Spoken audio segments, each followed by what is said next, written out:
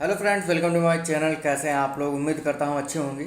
इस वीडियो में बात करेंगे बहुत ही महत्वपूर्ण प्रश्नों के बारे में जो कि ईवीएस के हैं और उनकी संख्या 30 है।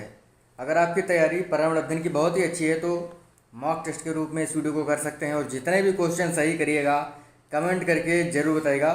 चैनल पर अगर आप पहली बार आए चैनल सब्सक्राइब कर लीजिएगा और बेल आइकन को दबा दीजिएगा जिससे कि आपको नई वीडियोज़ की नोटिफिकेशन समय से मिलती रहे। पिछले वीडियो अगर आप नहीं देखें डिस्क्रिप्शन में आपको प्लेलिस्ट का लिंक दे दिया जाएगा, वहाँ से आप पिछले वीडियो ज़रूर देखिएगा। तो लिखा है, खुद संघर्ष करना सीख लो क्योंकि सहारे कितने भी भरोसेमंद क्यों ना हो एक दिन साथ छोड़ देते हैं। तो संघर्ष जो है आपको खुद से करना है, ना कि किसी के भरोसे रह करके करना है। तो इसी के साथ जो है अपना वीडियो शुरू करेंगे और पहला प्रश्न हमारा है, बहुत ही अच्छा प्रश्न है। लिखा है, विश्व स्वास्थ्य दिवस कब होता है? विश्व स्वास्थ्य दिवस कब होता है? 9 अप्रैल, 7 अप्रैल, 14 अप्रैल या 22 अप्रैल को? बिल्कुल बताएं इसका क्या जवाब होगा। बहुत ही अच्छा प्रश्न है। विश्व स्वास्थ्य दिवस आपका क्या होता है, मतलब कब होता है? ये होता है आपका 7 अप्रैल को। वीरता दिवस आपका 9 अप्रैल को होता है। डॉक्टर भीमराव अम्बेडकर जयंती आपकी 14 अप्रैल को होती है, ठीक है। और 22 अप्रैल को जो है विश्व पृथ्वी दिवस होता है। और 22 मार्च को आपका क्या होता है? विश्व जल दिवस होता है, ठीक है। अगला प्रश्न है, प्रश्न आपका है, लिखा निम्न में से कौन सा कथन असत्य है, यानी कौन सा कथन गलत है? विश्व व्यापार संगठन का मुख्यालय जिनेवा में है। एशियाई डेवलपमेंट बैंक का मुख्यालय न्यूयॉर्क में है। सार्क का मुख्यालय काठमांडू में है। WWF का मुख्यालय जो है स्विट्जरलैंड में है। तो कौन सा ऑप्शन आपका सही होगा आपको बताना है। बहुत ही अच्छा प्रश्न है। इसी प्रकार के प्रश्न आपके एग्जाम में आएंगे, ठीक है। बताइए कौन सा कथन जो है असत्य है। और सभी लोग वीडियो को लाइक कर दें, शेयर कर दें। भाई वीडियो देख लेते हैं, लाइक करना भूल जाते हैं। इतने लोग देखते हैं और थोड़ा सा ही लाइक होता है, ये तो गलत बात है। तो इसमें आपका ऑप्शन बी सही होगा। एशियाई डेवलपमेंट बैंक का मुख्यालय न्यूयॉर्क में नहीं, ये कहाँ है? मनीला में है। कहाँ है? मनीला में है, ठीक है। विश्व व्यापार संगठन का मुख्यालय जिनेवा स्विट्जरलैंड में है। इसकी स्थापना आपकी 7 अप्रैल 1948 को हुई थी, ठीक है। और एशियाई डेवलपमेंट बैंक का मुख्यालय आपका मनीला में है और इसकी स्थापना 1966 में हुई थी, ठीक है। सार्क का मुख्यालय काठमांडू में है और इसकी स्थापना 1985 में हुई थी। और WWF की स्थापना कब हुई थी? कल मैंने आपको वीडियो में बताया था, आप लोग कमेंट करके बताइएगा। प्रश्न है, वायुयान में पहली उड़ान भरने वाले व्यक्ति कौन थे? एडमंड हिलेरी, राइट बंधु, शेरपा तेंजिंग या नील आर्मस्ट्रांग? क्या होगा आपका जवाब? बहुत ही अच्छा प्रश्न है। वायुयान में पहली उड़ान भरने वाले व्यक्ति का नाम था राइट बंधु, बी ऑप्शन सही है आपका। अगला प्रश्न हमारा लिखा है, निम्न में कौन सा कथन सही नहीं है? सबसे बड़ा लिवरपूल हावड़ा ब्रिज है। मतलब कौन सा कथन सही नहीं है, मतलब कौन सा कथन जो गलत है? सबसे बड़ा लिवरपूल हावड़ा ब्रिज है, सबसे बड़ा गुफा मंदिर भीमबेटका गुफा मंदिर है, सबसे बड़ा डेल्टा सुंदरवन का डेल्टा है, या सबसे बड़ा गुरुद्वारा स्वर्ण मंदिर है। तो निम्न में से कौन सा कथन सही नहीं है, यानी कौन सा कथन असत्य है? तो आपका ऑप्शन दूसरा जो है गलत है। मतलब दूसरा प्रश्न के अनुसार सही है, मतलब सबसे बड़ा गुफा मंदिर जो है भीमबेटका नहीं है, ये आपका कौन सा है? कैलाश मंदिर है, ठीक है। तो प्रश्न के अनुसार आपका बी ऑप्शन सही होगा। सबसे बड़ा लिवरपूल हावड़ा ब्रिज है, सबसे बड़ा गुफा मंदिर आपका कैलाश मंदिर है, सबसे बड़ा डेल्टा सुंदरवन का डेल्टा है, ठीक है। सबसे बड़ा गुरुद्वारा आपका कौन सा है? स्वर्ण टेम्पल है, यानी गोल्डन टेम्पल है, जो कहाँ है? वो अमृतसर में है। अगला है, प्रथम महिला कांग्रेस अध्यक्ष कौन थी? Mahadevi Verma, doctor Annie Besant, Sarojini Naidu या इंदिरा गांधी जी? बहुत ही शानदार प्रश्न है। 1885 में जो है किसकी स्थापना हुई थी? इंडियन नेशनल कांग्रेस की स्थापना हुई थी, ठीक है। और उसमें प्रथम महिला कांग्रेस अध्यक्ष कौन थी? ये थी आपकी डॉक्टर एनी बेसेंट जी।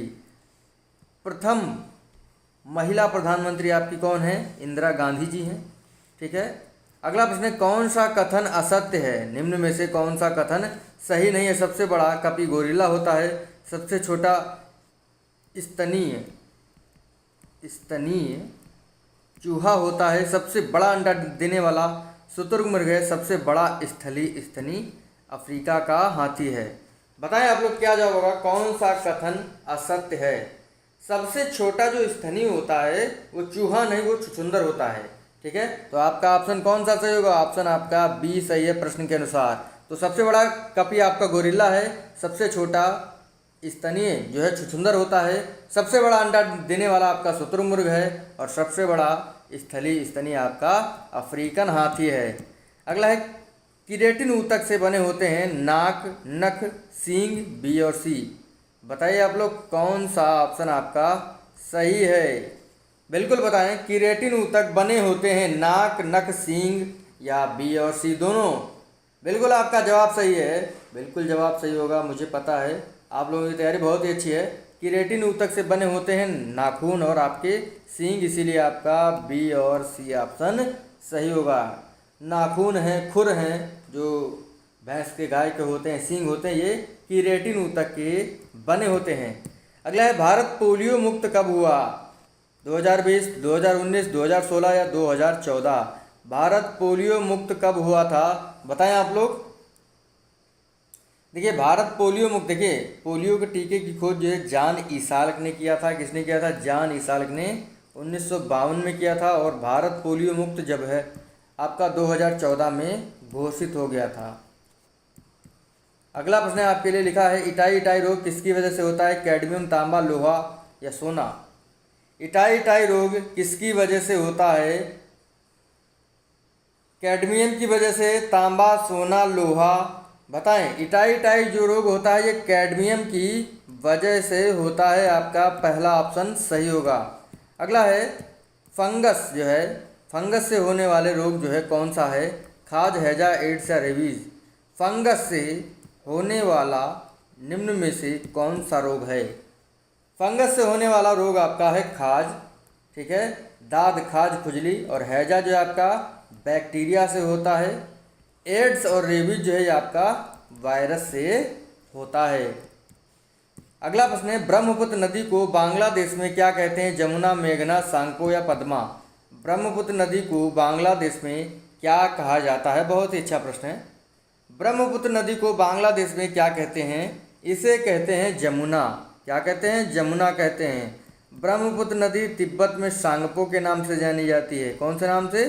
सांगपो के नाम से जानी जाती है।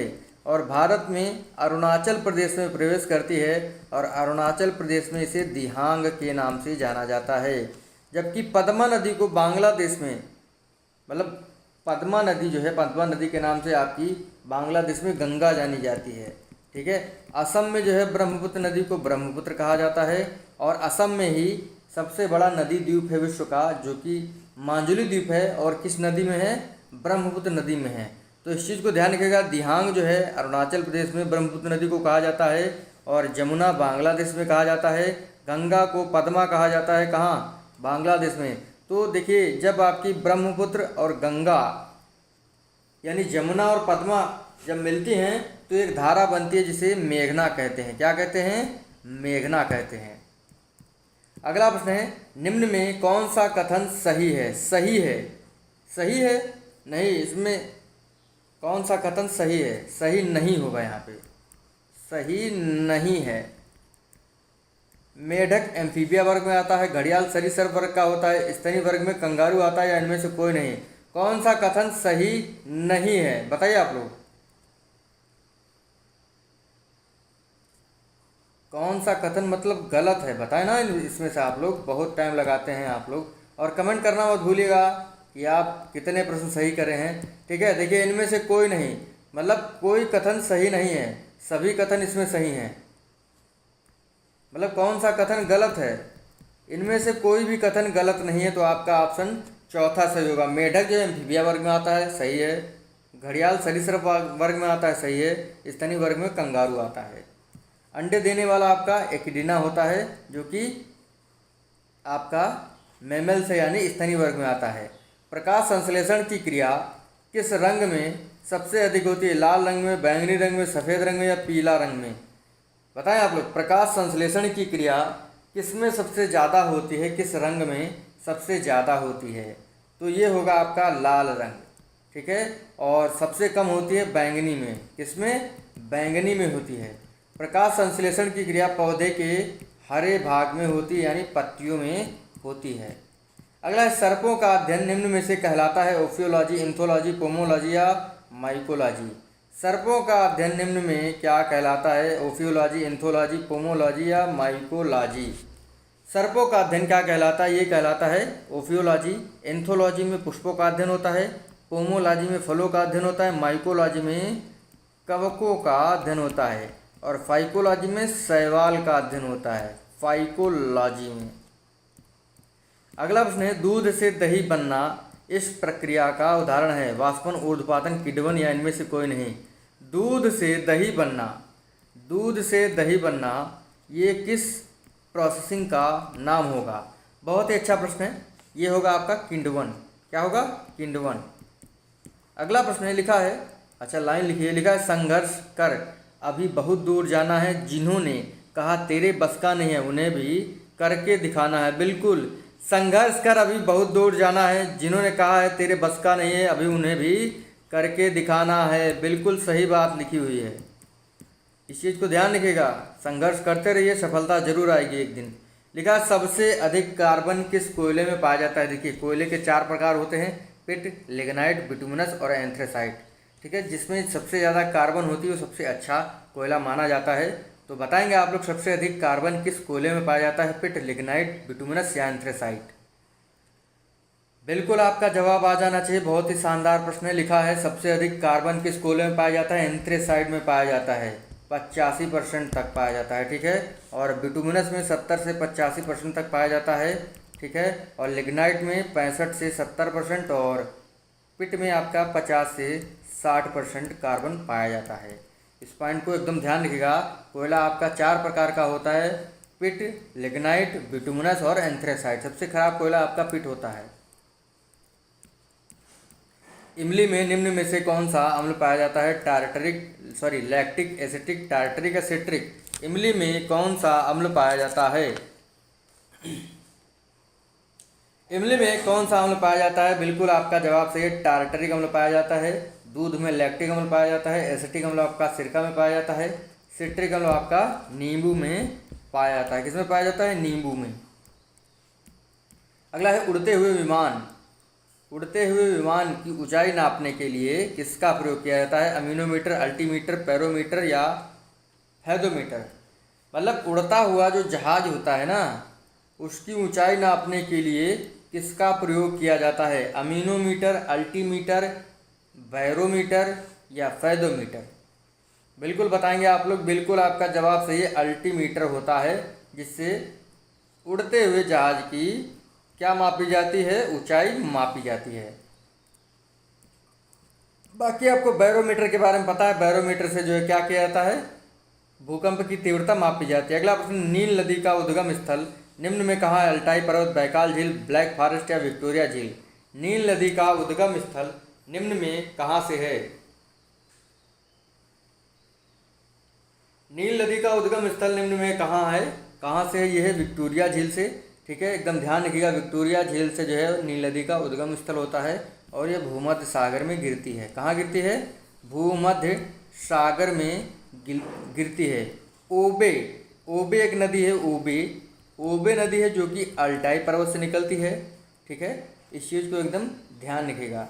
लीना नदी जो है आपकी बैकाल से निकलती है और डेन्यूब आपकी ब्लैक फॉरेस्ट से निकलती है। अगला है लेनिनग्राड जो है किस नदी पर बसा हुआ है? एल्ब, नेवा, नीपर या टिर्गिस। बताइए आप लोग, लेनिनग्राड जो है ये किस नदी पर बसा हुआ है? एल्ब, नेवा, नीपर या टिर्गिस। ये होगा आपका नेवा। ठीक है, और लेनिनग्राड जो है रूस का शहर है। किसका शहर है? रूस। ठीक है, एल्ब नदी पर आपका हैम्बर्ग बसा है। क्या बसा है? हैम्बर्ग बसा है, जो कि जर्मनी का शहर है। ठीक है, इस चीज़ को ध्यान रखिएगा। कीव जो है आपका नीपर नदी पर बसा हुआ है, बगदाद आपका टिर्गिस नदी पर बसा है।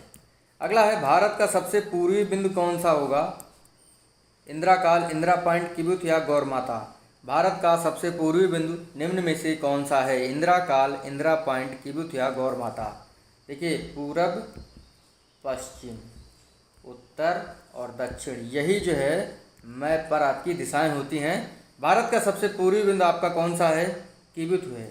इंदिरा काल आपका उत्तरी बिंदु है, इंदिरा पॉइंट आपका दक्षिणी बिंदु है, गौर माता आपका पश्चिमी बिंदु है। इंदिरा काल जम्मू कश्मीर में है, ठीक है। किबिथु आपका अरुणाचल प्रदेश में है, गौर माता आपका कहाँ है, गुजरात में है। तो भारत का सबसे पूर्वी बिंदु आपका किबिथु है। अगला है सर्वाधिक जनसंख्या वाला केंद्र शासित प्रदेश निम्न में से कौन सा है, दिल्ली, लक्षद्वीप, अंडमान निकोबार या गोवा। सर्वाधिक जनसंख्या वाला केंद्र शासित प्रदेश निम्न में से कौन सा है, दिल्ली, लक्षद्वीप, अंडमान निकोबार या गोवा। बहुत ही शानदार प्रश्न है, कमेंट करेंगे फटाफट बिल्कुल आप लोग। सर्वाधिक जनसंख्या वाला प्रदेश आपका केंद्र शासित दिल्ली है और सबसे कम आपका जनसंख्या वाला केंद्र प्रदेश शासित आपका लक्षद्वीप है। प्रश्न के अनुसार आपका पहला ऑप्शन राइट है। अगला प्रश्न है, निम्न में कौन सा कथन सत्य है, सत्य बताना है।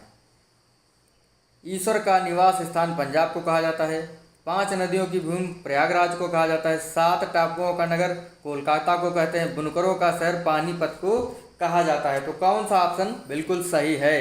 बहुत ही शानदार प्रश्न है, इनके बारे में मैंने आपको काफ़ी बार बताया हुआ है और बाई चांस अगर एग्जाम में आ जाएगा तो आपका गलत नहीं होगा।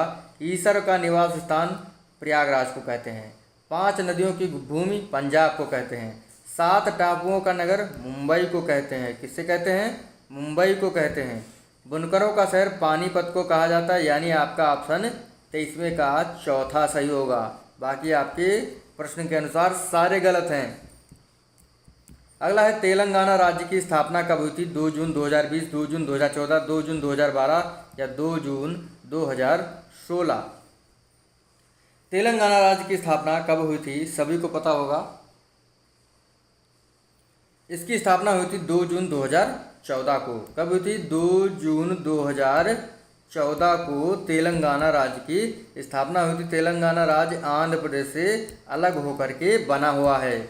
अगला प्रश्न है, लिखा है, अच्छा, वो जो शोर मचाते हैं भीड़ में, भीड़ ही बनकर रह जाते हैं, वही पाते हैं ज़िंदगी में कामयाबी, जो खामोशी से अपना काम कर जाते हैं। बिल्कुल, जो भी आपको काम करना है खामोशी से करना है, तभी जो है आप सफल होंगे।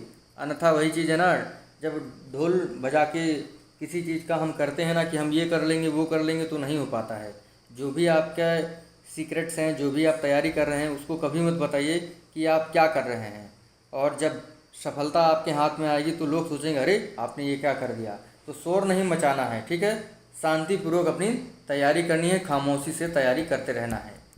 अगला लिखा है, किस वाद, देखिए कल का प्रश्न, किस वाद के बाद सर्वोच्च न्यायालय ने सर्वप्रथम घोषित किया कि उद्देशिका जो है, उद्देशिका संविधान का भाग नहीं है। केशवानंद भारती, बेरुबारी यूनियन, सज्जन सिंह या गोलकनाथ। कल प्रश्न था, अगर आपने पढ़ा होगा तो आपको पता होगा। मतलब किस वाद के फैसले के बाद सर्वोच्च न्यायालय ने कहा कि जो प्रस्तावना है, उद्देशिका है, वो संविधान का भाग नहीं है। बिल्कुल आपका जवाब सही है, बेरुबारी यूनियन 1960, ठीक है। लेकिन केशवानंद भारती बनाम केरल राज्य में एक फैसला आता है और सर्वोच्च न्यायालय फैसला देता है कि प्रस्तावना जो है संविधान का भाग है। देखिए, बेरुबारी यूनियन कहता है, बेरुबारी यूनियन जब वाद होता है तो उसमें सर्वोच्च न्यायालय कहता है कि जो प्रस्तावना है संविधान का भाग नहीं है। लेकिन केशवानंद भारती बनाम केरल राज्य में जब केस सुना जाता है तो उसमें कहा जाता है कि उद्देशिका जो है यानी प्रस्तावना जो है वो संविधान का भाग है। अगला प्रश्न है, लिखा है, भारतीय संविधान की प्रस्तावना को हमारे संपर्क प्रजातांत्रिक गणतंत्र की जन्म कुंडली किसने कहा है, महात्मा गांधी, के.एम. मुंशी, टी.पी. कितान या टी.टी. कृष्णाचारी। बताएं आप लोग, हमारे संपर्क प्रजातांत्रिक गणतंत्र की जन्म कुंडली प्रस्तावना को किसने कहा है, सभी को पता होगा, के.एम. मुंशी जी ने कहा है। अगला है, उद्देशिका में कितने प्रकार के न्याय की बात है, 2 प्रकार, 3 प्रकार, 4 प्रकार या 5 प्रकार। कितने प्रकार की न्याय की व्याख्या जो है भारतीय संविधान की उद्देशिका में मिलती है। बहुत ही अच्छा प्रश्न है, एग्जाम में पूछा गया है, पता होना चाहिए आपको इसके बारे में। 3 प्रकार के न्याय की बात की गई है, आर्थिक, सामाजिक और राजनीतिक। अगला है, शिलांग पर्वतीय नगर किस राज्य में है, मेघालय, उत्तराखंड, तमिलनाडु या जम्मू कश्मीर। शिलांग पर्वतीय नगर किस राज्य में है, बहुत ही अच्छा प्रश्न है। शिलांग पर्वतीय नगर किस राज्य में है, ये आपका है कहाँ, मेघालय में। कहाँ है, मेघालय राज्य में है। उत्तराखंड में आपका कौन सा है, किसी को पता है? उत्तराखंड में आपका मसूरी है। ऊटी आपका तमिलनाडु में है। गुलमर्ग आपका कहाँ है? जम्मू कश्मीर में है। पर्वतीय नगरों की बात हो रही है। अगला है लोकसभा के प्रथम अध्यक्ष कौन थे? डॉक्टर राजेंद्र प्रसाद, भीमराव अम्बेडकर, जीवी मालवंकर या महात्मा गांधी जी। लोकसभा के प्रथम अध्यक्ष कौन थे? कौन थे? कल ही बात हुई थी। अगर आपको नहीं पता है तो अच्छी बात नहीं है, पिछले वीडियो जरूर देखें।